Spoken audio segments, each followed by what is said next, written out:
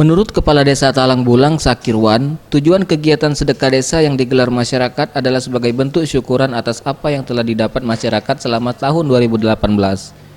Tari bubu ini mencerminkan bagaimana kehidupan masyarakat Talang Bulang, dahulunya yang mengandalkan bubu dalam menangkap ikan untuk keperluan sehari-hari maupun untuk dijual.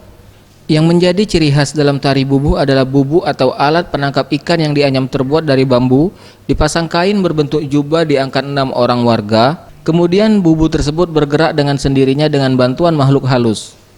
Dan tari bubu hingga saat ini masih kerap dilakukan, terutama untuk menyambut kedatangan tamu agung atau tamu istimewa di desa mereka. Tari bubu itu adalah tari khas desa Talang Bulang untuk menyambut tamu agung ataupun tamu istimewa yang diundang dalam acara seperti syukuran, sedekah desa, tahlilan. Itu jenis makhluk halus yang berada dan percaya.